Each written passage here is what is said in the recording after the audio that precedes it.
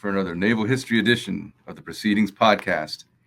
I'm Eric Mills, Editor-in-Chief of Naval History Magazine, and we've got an interesting sea story for you today. One about a lost and now found ship unique in the annals of the Pacific War. Legendary ship that served under two flags.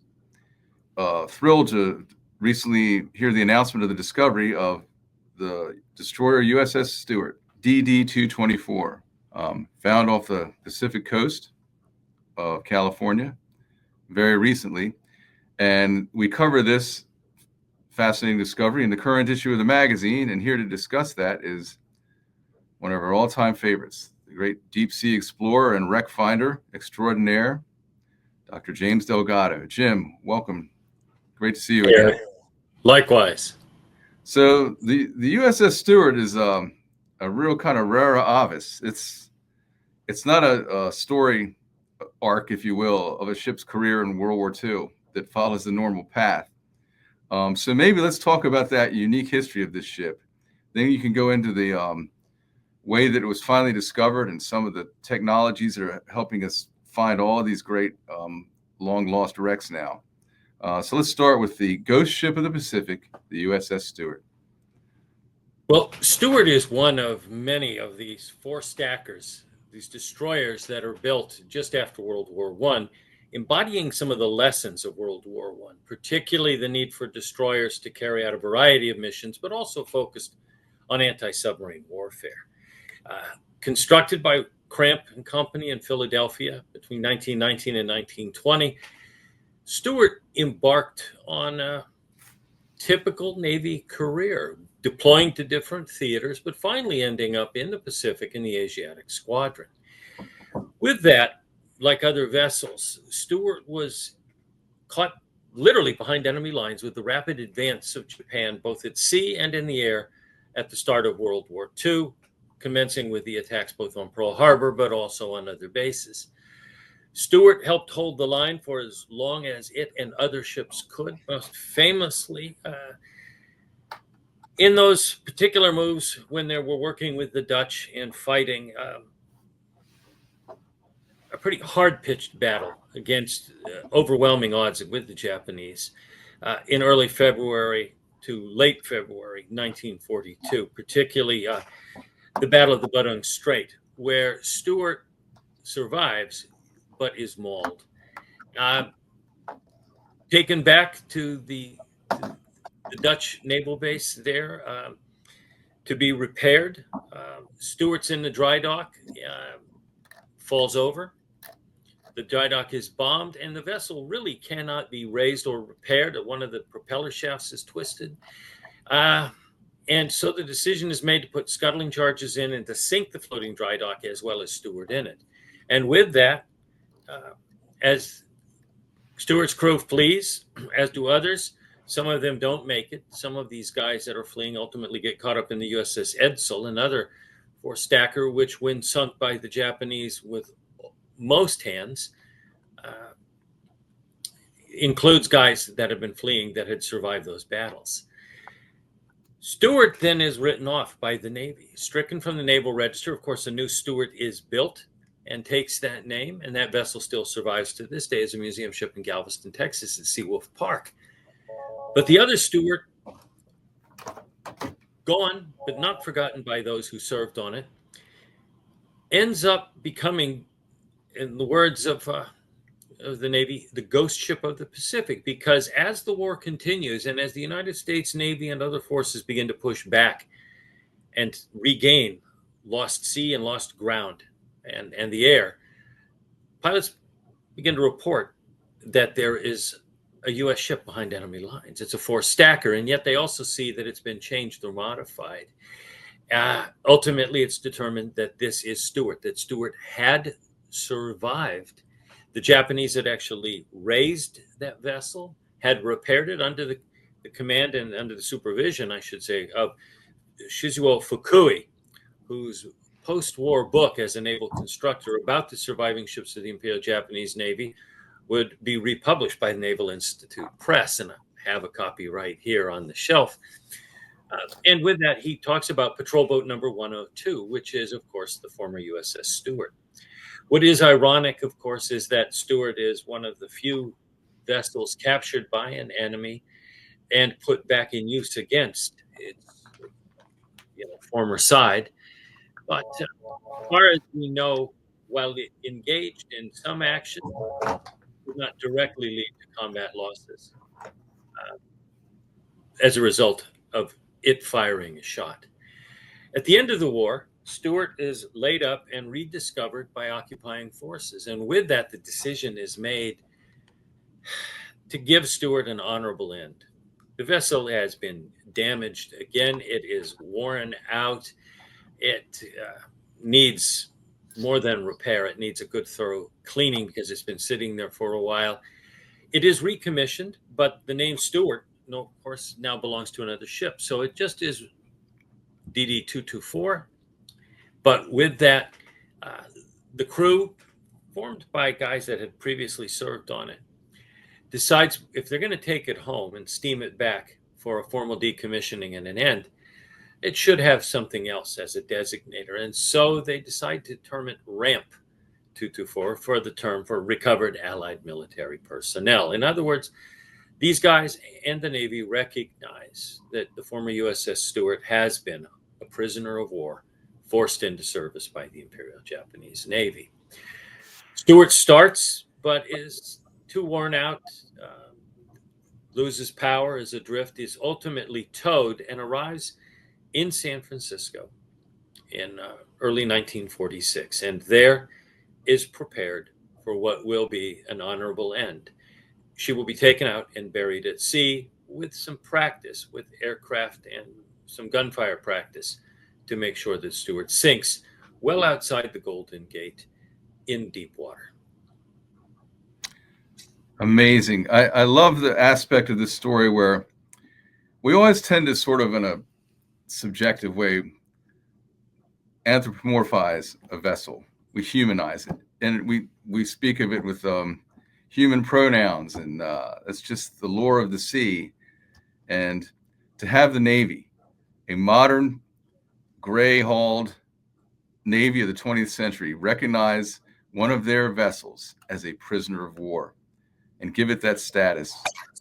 That's the most touching thing about this story to me. Now, there are a lot of wrecks out there, as you've sort of alluded to in your writings, your prolific writings. It's almost like a museum of our naval past beneath the waves, honoring those who went down with those ships. This one was, we had a rough idea where it was, but the actual locating of it finally came about in recent months. Let's talk about how that came about. I previously served in the government for 20 years, and several of those with the National Oceanic and Atmospheric Administration as director of NOAA's Maritime Heritage Program. With that, of course, with teams going out and surveying and working on the high seas, we would find vessels, and often working in close cooperation with the Navy History and Heritage Command, seek to not only find or identify wrecks, but also to document them. Certain portions of the U.S. exclusive economic zone are also national marine sanctuaries and set aside to protect important vessels that are historic. And with that, we had a strong suspicion that Stewart had been sunk within the waters of Cordell Bank National Marine Sanctuary, which joins what was then known as the Gulf of the Farallones National Marine Sanctuary, now today Greater Farallones National Marine Sanctuary. So with that, there was an interest. NOAA and other partners, including the Navy, were sitting in meetings in Washington, D.C. several years ago when we talked about priorities for Pacific Ocean exploration. And working with my colleague Russ Matthews and my colleague Dr. Michael Brennan, we said, look, of all the other targets that we should be looking for, let's add Stewart to this, because this is an important vessel and its history is not only somewhat unique, it's a compelling story. And with that, of course, while we're looking to be stewards of the past and protect these places in that great museum of the sea, what you also want to be able to do is to find these moments where it's going to get the attention of the public, to remind them of the job that the Navy and the other armed forces do, but also the reasons why in a place like a marine sanctuary. We want to set these aside to protect that which is important in them, both for their natural significance and importance, but also because of what's there that speaks to our past. So with that, Stewart got put on a list, and that list sat there quietly until our friends at Ocean Infinity US were getting ready to test new systems. They're testing their new Armada systems, where these, in civilian parlance, autonomous underwater vehicles, these AUVs, move out and fly in sync with each other to map areas of the seabed with high levels of sophistication and clarity, and rapidly.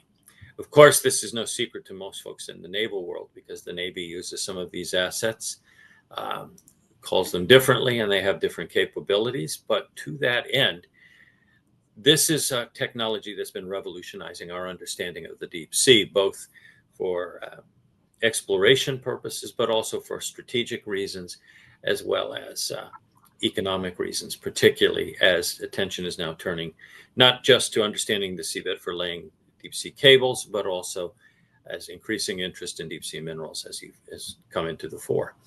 So they said, do you have the numbers for this? We said, yes.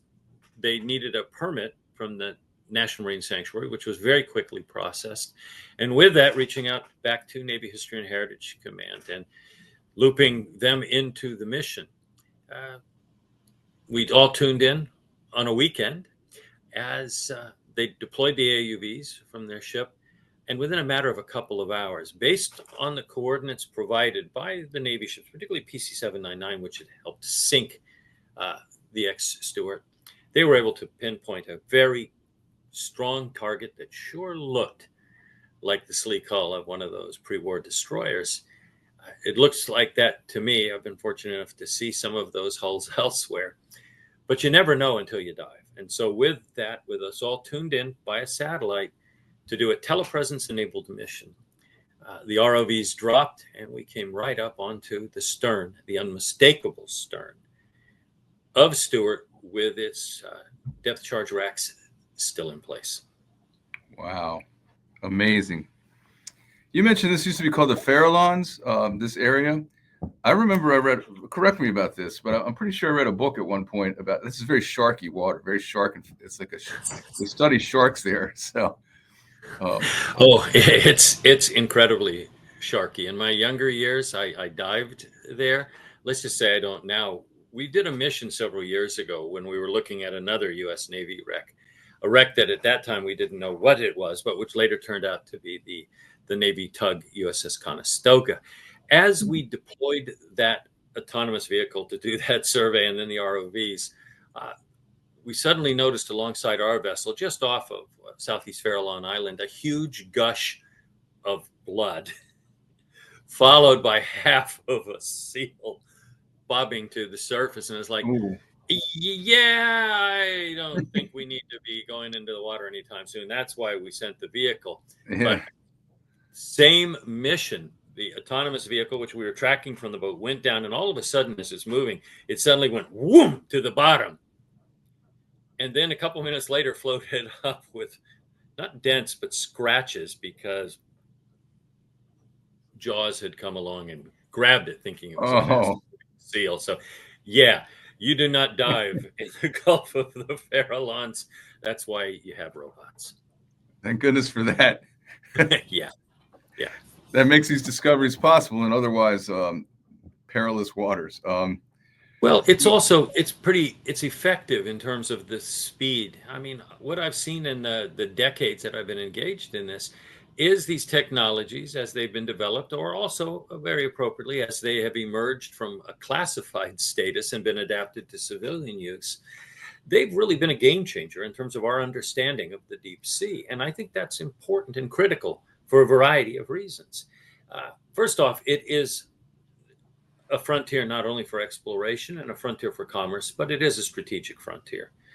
And with that, better understanding what is there is absolutely paramount. People might think that because they've seen a National Geographic or an old Reader's Digest map of the seabed, that we know exactly what's down there.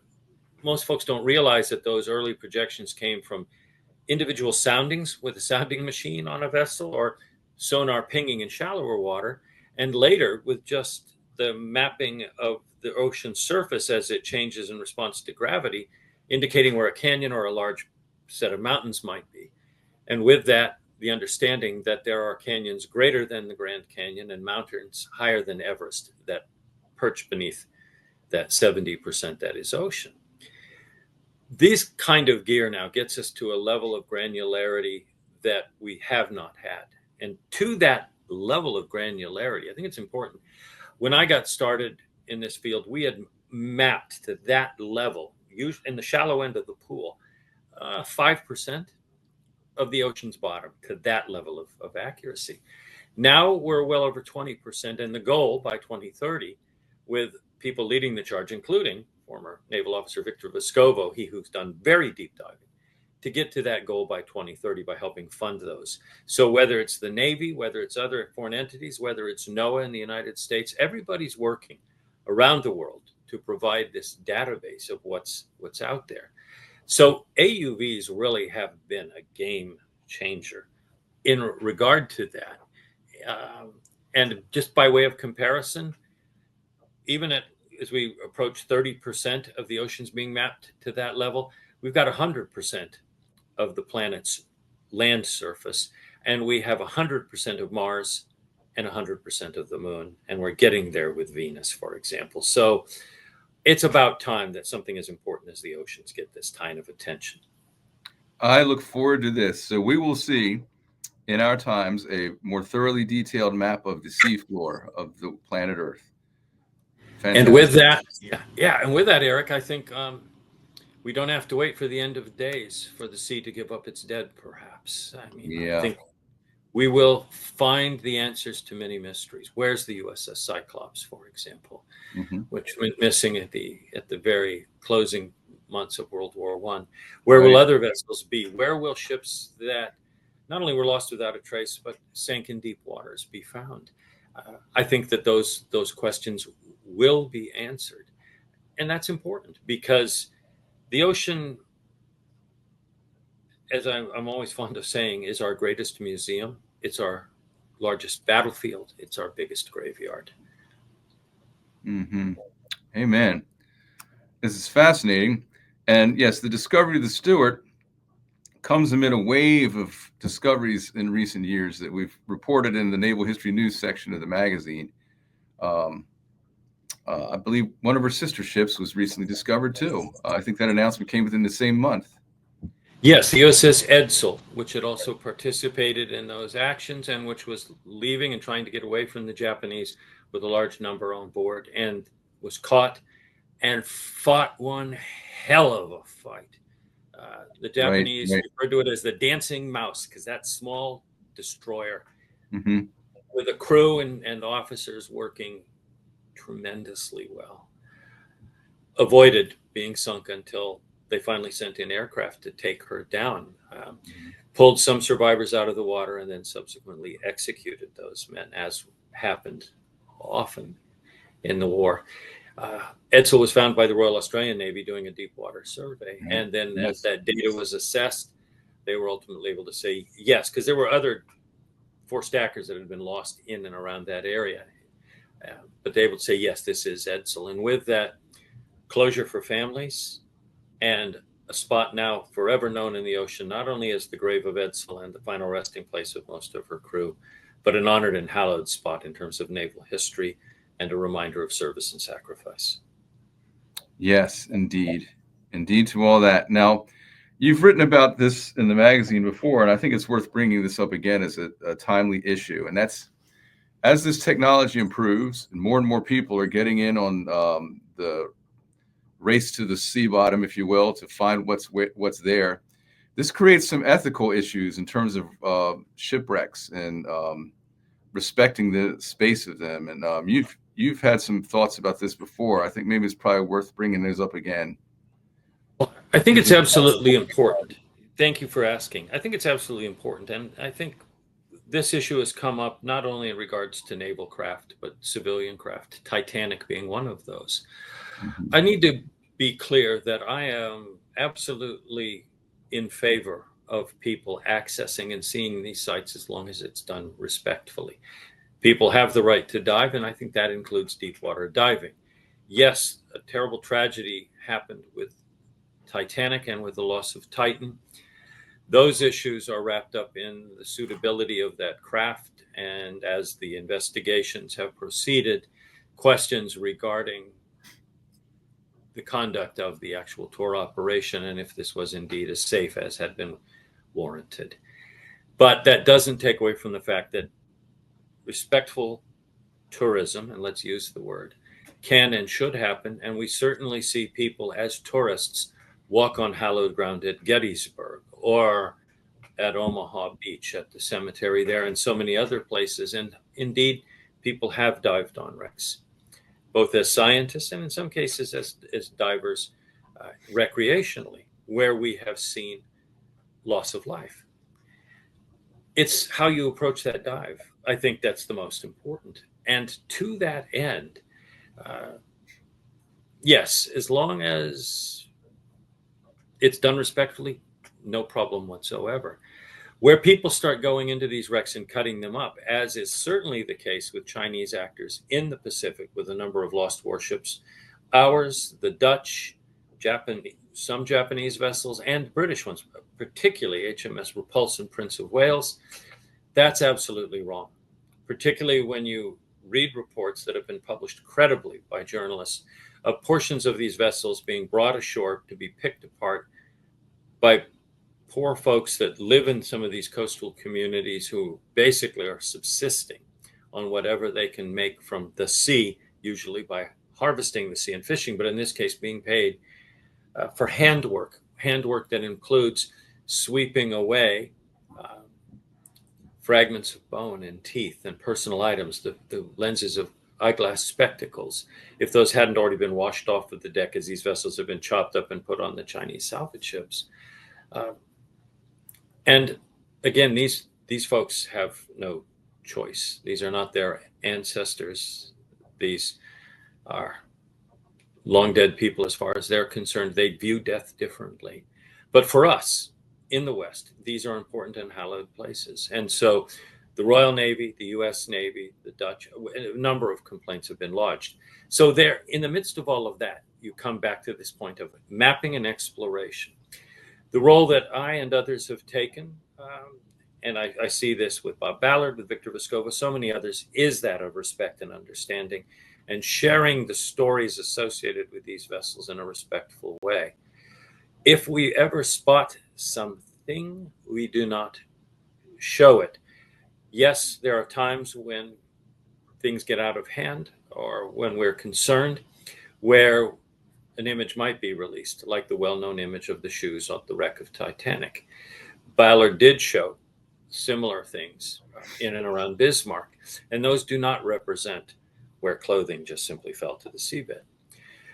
Recently, we chose not to show those, but we were working very deep in 15,000 feet of water off of Midway, looking at Yorktown and the carriers Kaga and Akagi. Around the Japanese carriers, there's a large number of shoes and boots. There's no mistaking what you're looking at. It was not for us to then broadcast that and show that, even though we'd spotted them, because that would just simply be prurient and the wrong thing to do. And as well, this was a joint mission, not only with colleagues around the United States, but also with colleagues in Japan. And as we understood it, some of these images were being broadcast live on huge Jumbotron screens in downtown Tokyo. This was a time to reflect on war and service and sacrifice by foes who now have become staunch friends. Amen. There's another issue to this, and that's the individual. We've talked about sort of the geopolitical aspects of this issue, but what about individuals? Often they finance it themselves and they're well-heeled enough to do so, and they spend years looking for this or that, treasure galleon, for example. And the taking off of artifacts off of vessels that some country might actually have a historical claim to. Is that still a thing, or are people becoming more ethical about that? It's still a thing. Yeah. It's still a thing, Eric. It's not as intensive as it once was. I think people have learned a couple things, and whether the lesson is simply one that treasure hunting for the most part doesn't pay. It's expensive to go out and do this. It's expensive to recover. And unless you're picking up gold, most everything else, even silver, requires expensive treatment in a laboratory lest it fall apart. So with that, treasure hunting was once described as the world's worst investment by more than one party, including people that had participated in it. Not everybody makes money, and usually for folks that have invested in these, it's proved to not be a good investment. So I think that has been a driver in some ways.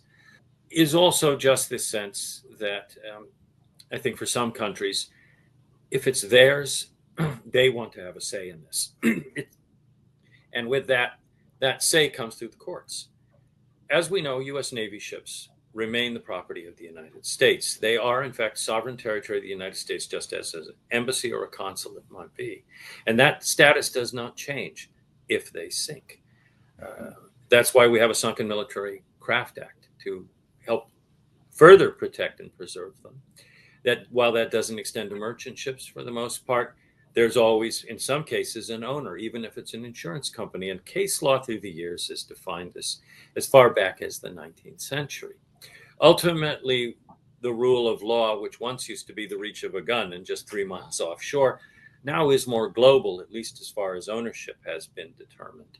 So with that, I think that's also had its important role to play in terms of just let's go find a treasure, even out in the deep sea. Cost, legal costs, which will always outstrip the other costs in some cases, as well as the fact that some things should just be left alone.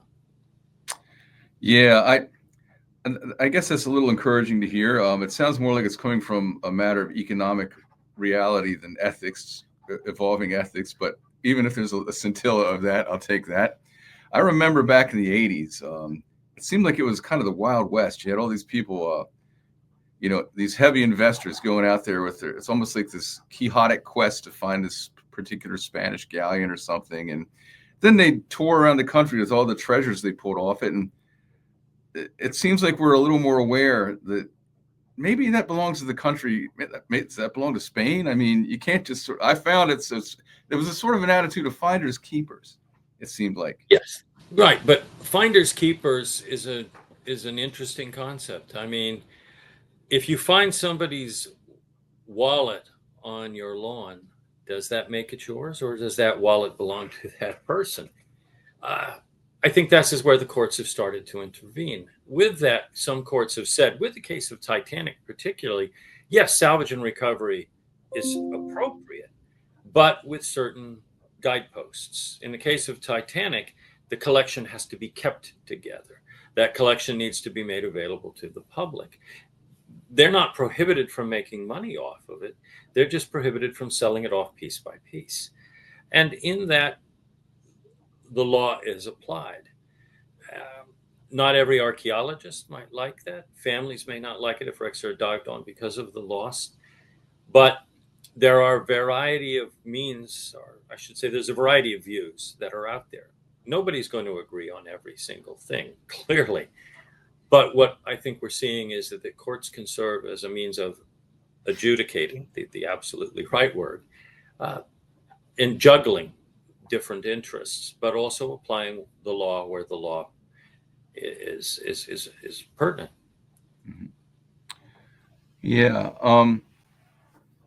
Well, the hope is eventually we'll find them all of the Navy's lost ships. I mean, that would be the end ideal, right? And I think it was 2016, I remember editing an article by you. It was fascinating to work on this article. And it was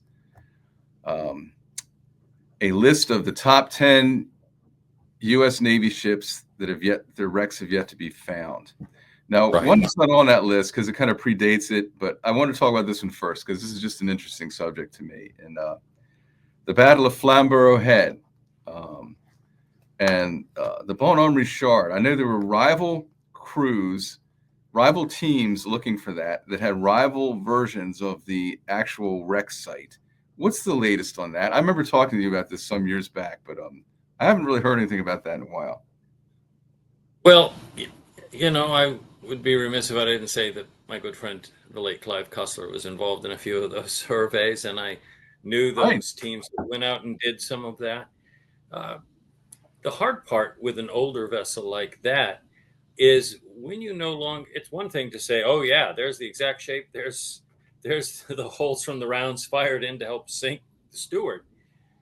It's another thing when you've got scattered timbers or a ballast pile, and with that, then you're working hard to determine what are the smoking guns that can lead you to an identification. Pin the name on the wreck is a really difficult game to play. I bet. And so with that, I mean, there have been a number of targets that have been looked at, but nothing has jumped out as saying, yes, we can definitively say this. Now, there would be guns and other things that would help make that identity known, but we're also talking about the English Channel, where you have intense maritime and naval activity, and there's more than one warship from that period that lies on the bottom. There are some interesting and provocative targets that people have shared through the years that I've looked at. Again, no means of saying absolutely. We'll just see what happens. It's different, though, when you start looking at vessels from the 20th century, where, again, metal hulls will last longer and last very well in the deep ocean. So that one is still an unsolved mystery, and there are Yes. various kind of bizarre comparison to make. It's kind of like Jack the Ripper. There are different theories as to the answer to that mystery that people adhere to quite strongly. Yet there's no actual smoking gun proof yet. So that one still remains. Well, Cyclops is another big one. Collier lost in 1918. There are different views as to what happened. Cussler thought it was in shallower water. Other people did as well.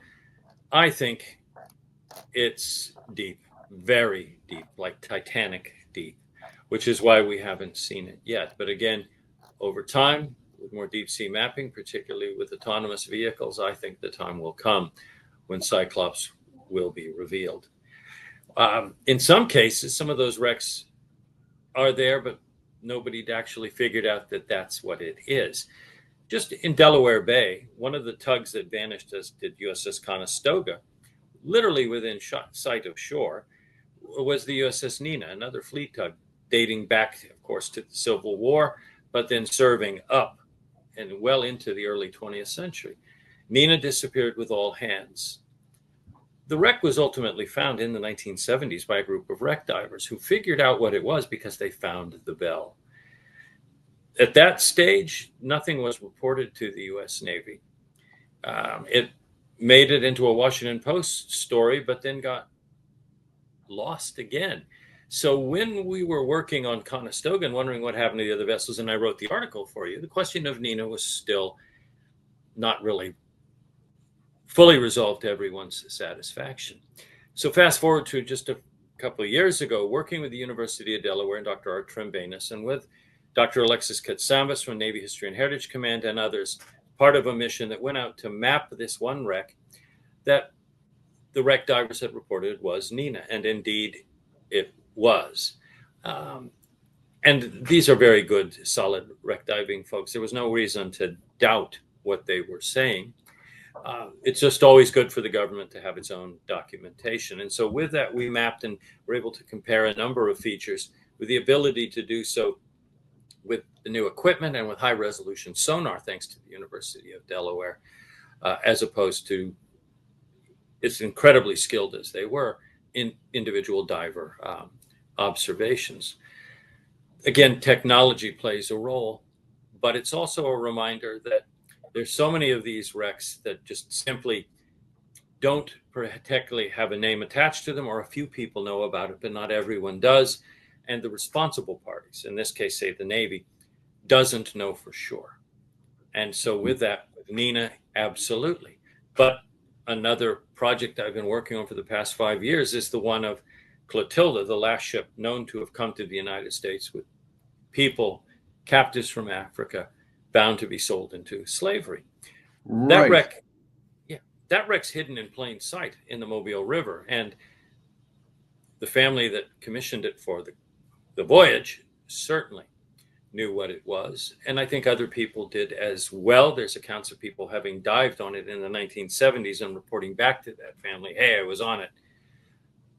And I think that some of the descendants of the people brought in it had a pretty fair sense that it was somewhere in that area. Our job as archaeologists was to go there and apply that CSI approach to say beyond a shadow of a doubt, yes, it is. And so with that, again, I mean, there's so much that's literally in our backyards, whether it's close to shore or even in a river, in a bayou or backwater. Not everything has a name attached to it. But this type of work done by governments, by private individuals, wreck divers, nonprofits, companies, is adding more and more to not just a list of names, but also a better understanding. Well, I'm looking at this list you compiled for us a few years back. I'm just going to run through it. If any of these have been found in the meantime, this is a nice time for an update.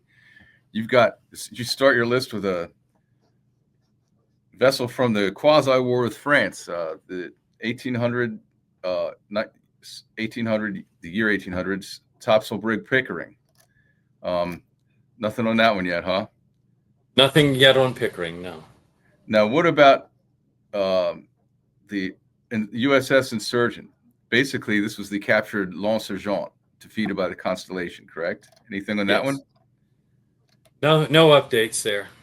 It seems to me a lot of these, we're talking Caribbean waters, and you were talking about that's a crowded graveyard, I would think. It's also warm water where marine organisms will consume wood. Right. We are finding wrecks that will go back to the early 19th century in the Gulf of Mexico, for example, but that's because they're in thousands of feet of water. And in some cases, these hulls, if they're not covered in mud and preserved because the worms can't get to them, there's copper sheathing, particularly the ones that date from, say, the War of 1812 and after. So we'll see the bottom of the hull and a scatter of artifacts.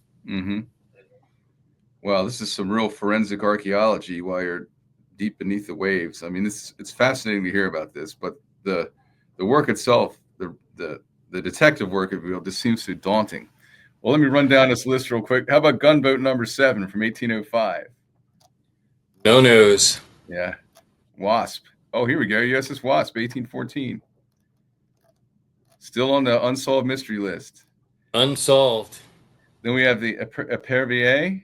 It was HMS Epervier and became USS Epervier in 1815. That one still. News. The Lynx, 1821. The Wildcat, 1824. Wildcat, folks thought they had it, but I don't think the case was proved. There's a possible trail to follow there. 1829, USS Hornet, Baltimore launched. All right up the road here. Yeah. Again, nothing.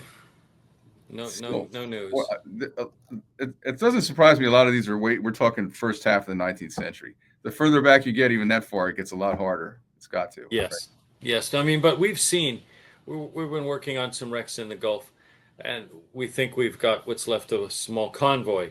One of them looks to be, to my eye, a Baltimore clipper of that War of 1812 type. And it nice. May have been a privateer, and it may have been a privateer or a pirate when lost.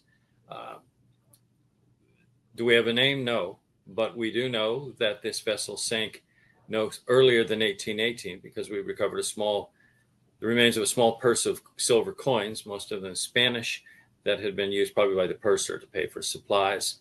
And the other artifacts all dated from the end of the late 18th century into around that time. And those wrecks, called the Monterey wrecks, because they're in a Monterey oil and gas lease block, 3 of them were likely sailing together and knocked down probably in a storm.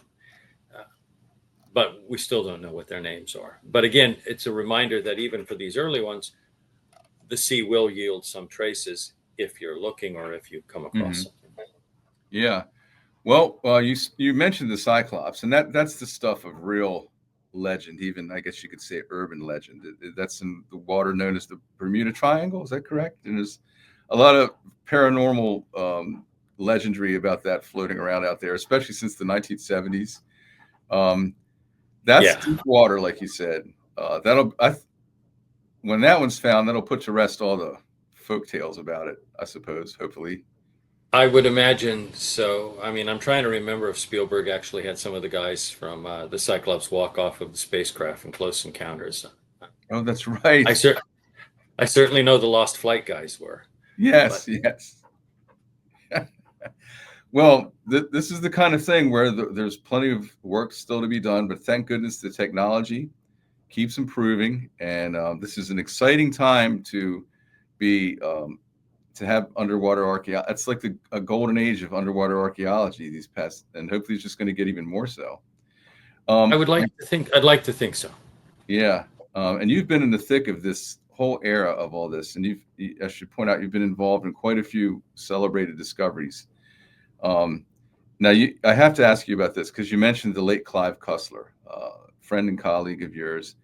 Talk about the stuff of legend. He always lived like this larger than life kind of existence, it seemed like, and he was out there a real life adventurer like you. It's technically safe to say that. Um, and he also wrote these best-selling action adventure novel, big thick paperback action adventure novels. Dirk Pitt was his hero, right? Yeah. Yeah, he always struck me. He must have been a fascinating individual. So, on a personal level, what was Clive Cussler like? Clive Cussler was part curmudgeon and part warm-hearted friend, uh, sensitive, um, loved history, was a polymath in a way. He would pick up threads of things and weave them together to make those books. And I think that that's what made them so compelling for folks. I remember at one stage, I'm in his office with him in Arizona, and I say, what do Vikings and Henry Hudson and Nazis have to do with one another? And that was a book that turned out to have a U-boat in the Antarctic, but it starts with the discovery of Viking ships perfectly preserved in a cave on the Hudson. And I was like, and so he said, you'll see. And so with that, there it was. But what I always liked about Clive was that he wrote the books and, of course, had reached a large audience with those. But he also took proceeds from that. He created Numa, named after the imaginary agency he had that was out there finding these wrecks with Dirk Pitt as the director of those operations. He would actually go out and try to find these. And with that, he wrote two books, The Sea Hunters, True Adventures with Famous Shipwrecks. And I got to know him very well because National Geographic International, commissioned a series based on the book, the first book. And I was tagged as the host actually, because he recommended me, because he said that he liked my style as an archaeologist. And so for years, we traveled in this Canadian produced show that aired internationally, but never in the United States, except I think in reruns and cycled through, and some of them are available on the web. But we reached 192 countries with these true adventures. And I think that what was powerful about that is that we would pick these things to go find them because he believed in that. In other cases, we'd go and join a discovery. The very first mission we had was to find Carpathia, the ship that had rescued Titanic survivors. And others had gone and looked, and the team that went out and found that with Cussler's money included my friend, the late John Davis, who produced the show, and others. My role was to be the archaeologist who checked off things and said, yes, yes, yes, yes, and that's it. That was amazing. Mary Celeste, the famous ship found adrift in the ocean. Whatever happened Mary to it? Celeste. Cussler and team found the Mary Celeste, and there's some doubts out there. There's a party that shall go unnamed who really did not like Cussler and was mad about it all, and who claimed and got a wood scientist to say that this wreck that had been found and that we studied was not Mary Celeste. And I think that's part of what happens when you have somebody like Clive, who's well known and famous, and then somebody sets their cap against him. We certainly saw that with everything around the Hunley, for example. But in this case, the wreck of Mary Celeste in later years was run aground off of the Ile de Gonave in this bay in Haiti.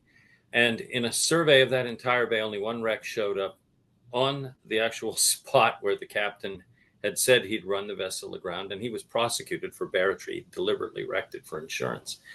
And everything matched. What we did find is that the vessel had been repaired over time because it had lasted long after the 1870s. It lasted for over a decade. There was only fragments, and based on those fragments, we were able to say, yes, the fasteners are right. This is some of the wood that's right.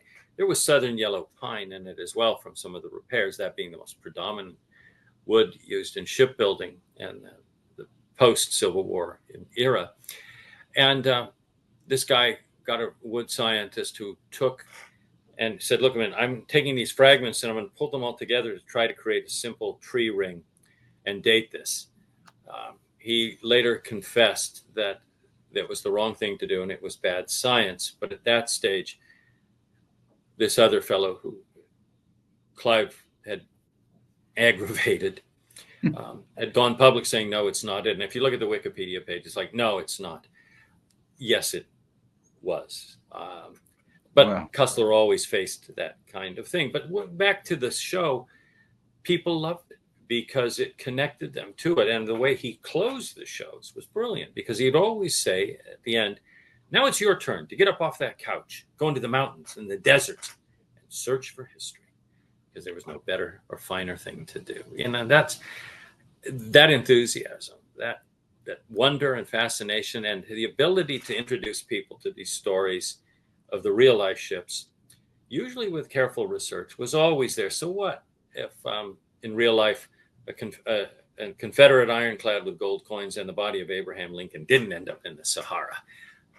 It still got people to think about it and hopefully look into the real story of those ironclads. And it just inspires the imagination, this combination of story elements. I was actually going to ask you what his opinion was of the movie of that. I'm sorry, I can't think of the name of it now. Sahara, yeah. With Matthew McConaughey as Dirk Pitt. And yes. It looked like it was going to be the launch of a series, which would have been kind of neat. Did they take liberties? What did he think of that movie? He did not like that movie. He litigated with the studio and he lost that case. Oh, he didn't like it to the point of litigation. Okay. That's seriously not liking it. All right. It seriously didn't like it. No, and I would hear a lot about it. Okay. I liked the movie, though, and I told him I liked it. You're entitled to your opinion. But no, and so it didn't end up. Clive, like I said, Clive had a curmudgeon side. Mm-hmm. And he loved portraying that. One of the things he would do is people would give him an award, and I know it pleased him, but he would hang them all in his bathroom. Just to make a statement as a curmudgeon. Last thing on this, what did you think of the casting of Dirk Pitt? Did that bother him, or was he okay with that? Is that not the way he envisioned the character, I guess? I don't think he had a particular gripe with Matthew McConaughey. He just had a different view of Dirk Pitt. And just to be clear, the real model for Dirk Pitt was Clive Cussler himself. Well, that's not surprising. I mean, it's the hero of his books, and yeah. Well, anyway, you've met some wonderful people and fascinating people, and you've done many fascinating things, and you've prolifically written about them. So let me close by asking you what, if you care to talk about it, what you currently got in the cooker that you're working on. There's always a survey going to look at different wrecks. Right now, we've just concluded all of the work on Clotilda, the last slave ship, and the decision's been made to let it remain in the river and be preserved there, potentially with a memorial on the water to the vessel, and with a community founded by some of those people that had come on it in 1860, close by. So we've wrapped that up. There's a couple of surveys that are coming up. to that end, I think one of the things I learned from Cussler and others over time, and in Bob Ballard as well, is a successful hunter is a successful hunter because the successful hunter never says, "Hey, I'm going hunting and this is what I'm hunting for." You hear about it when they come back with that deer on the hood. And so with Perfect that, understood. Oh, any writing projects in the works at present?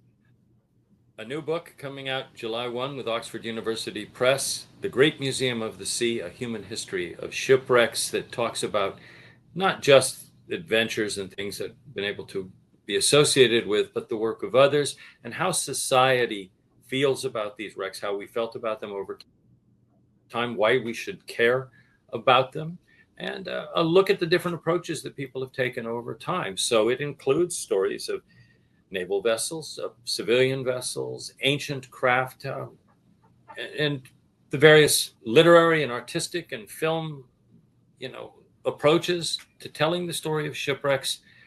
But ultimately, for me, the most powerful part being that shipwrecks, like ships themselves, are things into which we pour our thoughts and our hopes and our desires, and from which we draw meaning. And those meanings are different for various people. But ultimately, I think most of us can agree that perhaps one of the most fascinating things we can grapple with in terms of looking at our own mortality and our own survival is the question of the ship and the shipwreck. That sounds like an actual magnum opus, and that's coming out this summer. The Great Museum of the Sea. We'll be looking the for Great that. Museum of the Sea. Naval Oxford History, keeping its eyes open for that one. I'm glad I asked this now because I didn't know that was coming down the pike. Fantastic. Well, I certainly look forward to having you back on here to maybe talk about that when that transpires.